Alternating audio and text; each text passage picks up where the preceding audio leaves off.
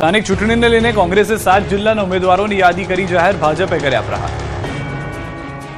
ગુજરાતમાં સ્થાનિક સ્વરાજ્યની ચૂંટણીનું બ્યુગલ ફૂંકાયા બાદ કોંગ્રેસ દ્વારા અમદાવાદ, સુરત, વડોદરા, રાજકોટ, જામનગર, ભાવનગર અને મોરબી એમ 7 મહાનગરપાલિકા માટે 243 ઉમેદવારોની પ્રથમ યાદી જાહેર કરવામાં આવી છે. જે ઉમેદવારોના નામની જાહેરાત બાદ કોઈ વિવાદની શક્યતા ન હોય તેવા ઉમેદવારોના નામની જાહેરાત હાલ કરી દેવામાં આવી છે. જે વોર્ડમાં ખેંચતાણ હોય ત્યાંના નામ હવે જાહેર કરાશે. કોંગ્રેસ દ્વારા જે યાદી જાહેર કરવામાં આવી છે તેમાં અમદાવાદ મહાનગરપાલિકાના 93, રાજકોટના 40, સુરતના 26, ભાવનગરના 25, મોરબીના 23, જામનગર, વડોદરાના 18 ઉમેદવારો મળી કુલ 243 ઉમેદવારો જાહેર કરાયા. ક્રિકેટર રવિન્દ્ર જાડેજાના બહેનને કોંગ્રેસે રાજકોટ વોર્ડ નંબર 2 માંથી ટિકિટ આપી, જ્યારે ભાજપના પૂર્વ ધારાસભ્ય મધુ શ્રીવાસ્તવની દીકરીને વડોદરાના વોર્ડ નંબર 14 માંથી ટિકિટ આપવામાં આવી. કોંગ્રેસે દાવો કર્યો કે સમીકરણ સાથે સિટિંગ કોર્પોરેટર અને નવા ચહેરાને તક આપવામાં આવી છે. ત્યારે અમદાવાદના હિન્દુ વિસ્તાર ગણાતા પાલડીમાં કોંગ્રેસે લઘુમતી ઉમેદવારોને ટિકિટ આપતા રાજકારણ ગરમાયું છે.